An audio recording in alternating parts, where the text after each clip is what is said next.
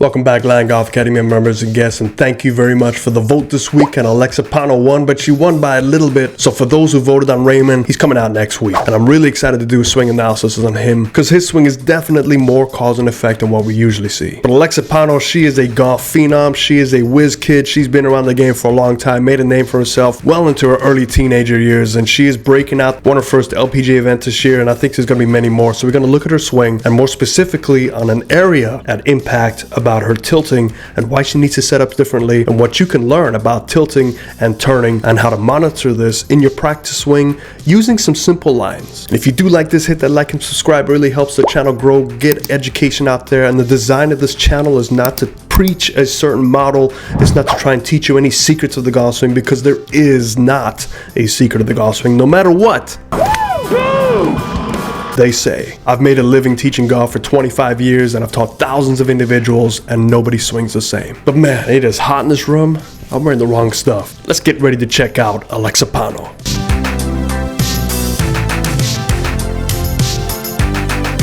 Alexa Pano's on the screen. We're just going to watch that swing over and over again for those of you that wish to see this. The one on the left side is a newer version of her. The one on the right side is when she first started to play some tour events when she was 13, 14 years old. So you can see not much has changed. Tempo's still about the same. Some patterns have changed with her arm motion, but it could just be the certain type of shot she was hitting. But overall, we're just going to look at the tempo and the motions together. And I do have a face-on driver video, which we will show you after we talk about a very important angle that we need to focus on when I address every swing. And believe it or not, her swings are hard to find, so this is the closest I can get, but I like the one on the left side because it's going to help showcase me her impact position, which is what I want you to focus on, and why and how she's able to do this, and why you probably cannot and should not try to emulate this. So before we diagnose her cause and effect, I want you to look at this one angle that we look at, and what I specifically look at when I'm looking at students. And we're going to use a Ninja Turtle green. We got to come up with new names, so this is a Ninja Turtle green. So I'm going to draw her spine angle line as close as I can get it with these aging eyes and pull it up, and we see that's probably 40, let's just say 47 degrees. Now this is important because we take a look at when she gets to the top of her swing, right about here. So let's pull her shoulder tilt line and let's see what number we get. And it is pretty close. So she's able to hold at 1 degree. So you can see one turns to the other. So basically the bend angle, which is this angle, will turn into your tilting if you truly rotate around your spine, which she does pretty well. But now let's change colors and do our Barney purple, and let's take a look at right at impact, that shoulder tilt. You can see all of a sudden here, right as she strikes the golf ball, I'm gonna try my best to connect those shoulders. We can see that that new line is 85 degrees. So she has tilted 40 more degrees at impact. Now that is key for her cause and effect. That is key for her setup, because if you look at her right arm, it is right against the body. Now if she does not stand far enough away from the golf ball, does not create enough room to do this tilting action, that's where she compresses her right arm into the body too soon, and she has to flip, which most of us do because we cannot turn and tilt this much. And I say turn because look at the left side of the screen. We're going to back it up to the left side right at impact, same position here. Because the camera angle is tilted at an angle, it shows more of her from a 7 or 8 o'clock view. We can see how much not only does she tilt, but look at her whole upper body. It is facing the target as she strikes a golf ball. So here's that tilt line that we're looking at, but also look at this. The whole body is facing the target. So we have good rotation with the hips, good rotation with the chest. The chest is open to the target, which will allow her to move her hands ahead of the golf ball. So I cannot stress this enough. It is not only tilting, because if you just tilt without turning, you will hit the big golf ball before the little one. You'll hit earth way behind the golf ball. And then you're going to have to learn to delay that release and do whatever you need to do to hit the golf ball. It is not only turning, because if you just turn without the tilt, then all of a sudden you miss the ball completely and your hands have to throw. And again, we're using our hands to save our golf swing. It is a combination of turning and tilting, but very few people can get it to 40 degrees like she does. But let's see why she needs to do this at the start of her swing. Okay, so now we have a driver swing on the left side and an iron swing on the right side. For the life of me, I could not find a face-on iron swing, so I figured let's look at both swings, when we could talk about cause and effect for both of these, how they're similar and how they're different as well. But based on what we talked about earlier about the turning and the tilting and how she needs to set up correctly. So on the right side of the screen, we can see that she has to create some room for those hands and arms to compress into her body and still provide the room to hold her plane while she turns and tilts, that extreme amount of tilt that we saw from the heel straight up to the sky. And what you'll notice that's different, typically with these better players that have a more neutral starting position, we've seen that cross between the spine angle and the lower plane line meet where the center of the feet go up. So you can see that she's tipped over towards her toes. Now we think about, why is she tipped over with most of her weight stacking on her toes?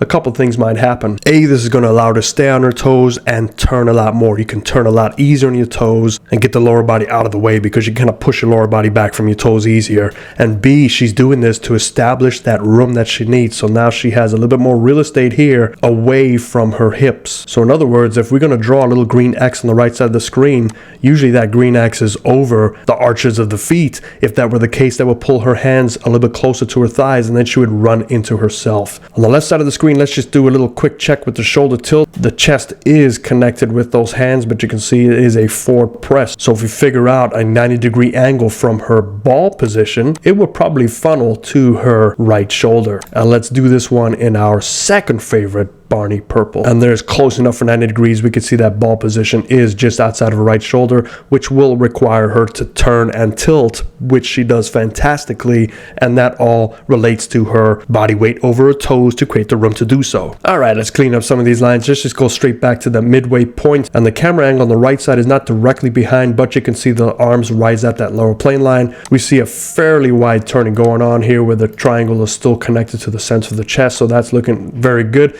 We can see that this is all one piece turn as we take that club back. She is not turning around her hip, she is letting her hip dominate the turn. So as we take that club back, her whole body is turning one piece. She gets to the top of that plane line on the right side of the screen. We can see she met where she should have met. Now remember, I put these lines up not to say you have to go there, but that's basically where one would go based on their setup. Anything that's different is called your compensations, is called your preferences. It just so happened that her preferences met where they should have gone. And we see at the top of the swing with the driver, we see an immense amount of shoulder turn. We see that club shaft well past parallel, but in relation to her shoulder turn, it is almost sitting at a T, so that is pretty connected for that extreme shoulder turn. We don't see as much hip turn with somebody with that accentuated shoulder turn, so her shoulder turn, if we start to draw these lines and connect them, you can see they're spinning around each other, and that is called your X factor. Now, X factor has been around since the invention of a golf club and a golf swing, so I just like to use that term to explain what's going on. So basically, X factor is you're taking your shoulder turn number and you're minusing your hip turn. So there is a rough shoulder turn that she has, about 123, and it's hard to get the hip turn exactly, but that's about 20 degrees. Hip turn can be very tough to see because of clothing, but the real way to get this is on a body measurement tool, but we don't have that, so we're just going to eyeball it. So let's just say her shoulder turn is 123, her hip turn is 21, her X factor would be 102 degrees. Now that is a very wound up body, where most of us, depending on your flexibility and range of motion, usually get between 40 to 50 degrees of X factor if you're pretty athletic. If you have some rotation issues, if you're very hands and arms, you're probably getting about 20 to 30 degrees of X factor. So that's one way to build up potential power to unwind. Now there's another thing called the X factor stretch, and that's if the hips go before the shoulders and the transition, and you can stretch that out even more. So she might potentially get 120 degrees depending on how much rotation and flexion she has. So you can see that this is definitely driven by the DNA body that you get. So genes play a big part in this game, and I'm not talking about Calvin Klein, I'm talking about chromosomes. So we're going to look at the lower body as she transitions into it, so we can see that left hip is starting to drive towards the target, and that again is the weight distribution. So she stored up the weight on the right side, and she's going to drive it back to the left side. What we also see is the hips firing first. So for her X factor stretch definitely increases. But another great thing is look at that right side of the screen. From this top position, we're going to do our little triangle check, our patented Ninja Turtle. No, let's go with He-Man bob cut hair color. So we're going to just draw that triangle check and take a look at where the motion of her hands might tend to go. And you can see she comes a little bit to the right side of that. So her hands are getting a little steep, and that is usually a sign of rotation before your hands drop, and that's okay for her. But remember, she needs to kind of get those hands out in front because of this excessive tilt that we see going out at impact. So let's clear these lines up on the right side, and what we can look at is look at the right shoulder. From this point on, it's going to dip straight down. So she needed to create that little bit of room by rotating first, and then she can drive her right elbow straight down to the ground. Now driver is going to be a little bit different because it's flatter, but what you'll notice is watch that impact position at the driver. We can see how much more tilt she definitely has, which her hands should be out in front. It would definitely help her if she developed maybe to put that golf ball position a little bit more towards her lead foot, and that would help her hold on to that angle. But she does a great job of timing that release, and you can see the right hand goes underneath the left hand,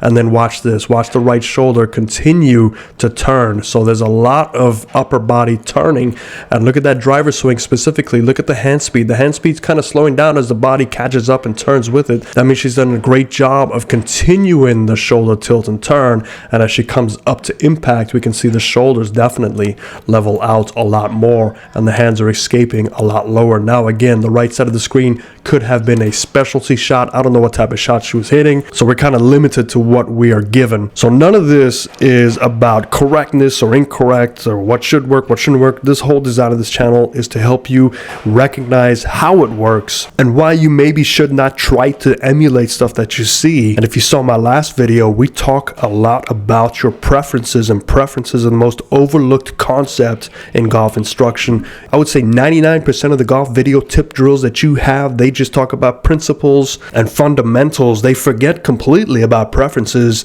and preferences include your body makeup, the way you think, your injuries, your history, your rotation, all that stuff, and that plays a huge part in setting up your principles. So you're missing one big component of instruction. And as we get to the left side all the way completion of the swing, we can see a well-balanced left side. We can see most of the weight is going towards that heel now as we now complete our turn. And video skipped a little bit. We can see that that impact line, nothing has gone over that impact line. So she struck the golf ball and just kept that rotation up while pushing, look how straight that right leg is, while pushing her lower body over to the impact position. The right side of the screen, we talked about tilting. This is where I'm going to try to help you understand what turning does, because turning allows your hands to keep up with your chest. So the best way to explain this, because it gets a little blurry impact, but look at the relationship between the turn of her body and also the hands from this point on the left side of the screen. See how the hands are keeping up with that turn.